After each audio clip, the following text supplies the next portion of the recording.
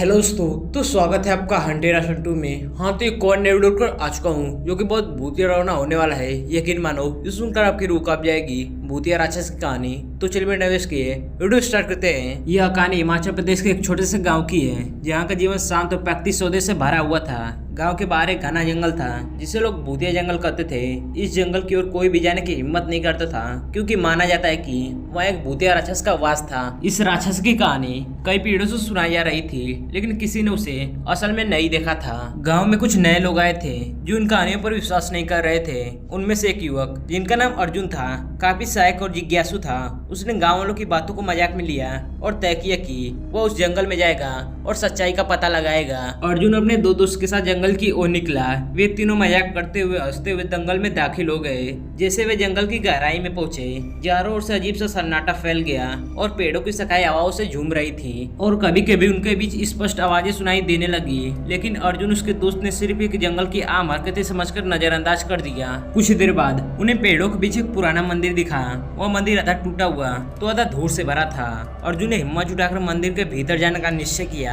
अंदर जाकर उसने देखा कि एक बड़ा सा ताबूत रखा हुआ है। जैसे उसने ताबूत को छूने की कोशिश की, मंदिर की दीवारों पर रस्मई छीन चमकने लगी। उसके दोस्त ने उसे पीछे हटने को कहा लेकिन अर्जुन ने उसकी बातें नहीं मानी। जैसे अर्जुन ने ताबूत खोला, एक तेज हवा का झोंका उठा और पूरा जंगल हिलने लगा।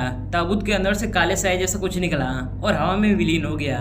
अर्जुन उसके दोस्त ने डर के मारे बाहर भागे लेकिन तभी जंगल में अचानक अजीब घटनाएं होने लगी। पेड़ खुद ब खुद हिलने लगे, अजीब आवाजें सुनाई देने लगी और कहीं एक दानव जैसा विशाल आकृति उनके सामने प्रकट हो गई। यह वही भूतिया राक्षस था जिसके बारे में गाँव वालों ने उन्हें चेतावनी दी थी।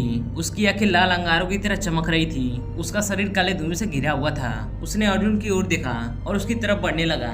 अर्जुन और उसके दोस्त ने अपने प्राण बचाने के लिए वहां से भागना शुरू किया लेकिन राक्षस उनका पीछा नहीं छोड़ा। अर्जुन और उसके दोस्त ने किसी तरह गाँव पहुंचने में कामयाब रहे। वे बुरी तरह से हाफ रहे थे और उनके चेहरे पर भय साफ दिख रहा था। उन्होंने गाँव वालों को सारी घटना बताई। गाँव के बुजुर्गों ने कहा कि राक्षस की आत्मा अब जाग चुकी है। उसे एकमात्र तरीका शांत कर सकता है कि फिर से ताबूत को बंद करना होगा। गाँव वालों ने मिलकर एक योजना बनाई और कुछ साहसी युवकों के साथ अर्जुन और उसके दोस्त ने फिर से जंगल में जाने का निश्चय किया। उन्होंने पुराने मंत्रों और टोनों का इस्तेमाल किया जो उन्हें पूर्वजों ने सिखाए थे।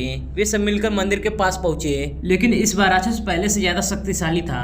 उसने उन पर हमला करने की कोशिश की लेकिन अर्जुन ने हिम्मत नहीं हारी। वो मंत्रों का उच्चारण करता गया और अंत में राक्षस कमजोर हो गया। कड़ी मेहनत के बाद अर्जुन और उसके दोस्त ने फिर से ताबूत को बंद कर दिया और मंदिर को अच्छे से सील कर दिया।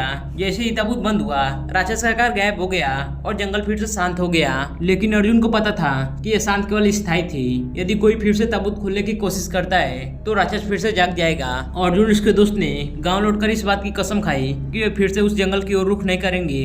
उन्होंने गांव वालों को भी सावधान किया और मंदिर के पास जाने से मना किया। लेकिन इस घटना ने अर्जुन के जीवन में गहरा निशान छोड़ दिया। वह जानता था कि उस रात जो भी कुछ हुआ वह सिर्फ एक राक्षस की कहानी नहीं बल्कि एक सच्चाई थी। राक्षस तो अपने ताबूत में सो गया लेकिन उसकी दहशत गाँव वालों के दिलों में हमेशा के लिए बस गई थी। यह कहानी यही खत्म होती है लेकिन यदि कोई उस जंगल में दोबारा जाने की हिम्मत करेगा तो राक्षस फिर से लौट आएगा। तो दोस्तों, उम्मीद करते हैं क्योंकि भूतिया राक्षस की कहानी बहुत ही पसंद होगी और थोड़ी सी पसंद है तो लाइक सब्सक्राइब कर देना। मिलते किसी अगली वीडियो में, तब तक के लिए बाय बाय।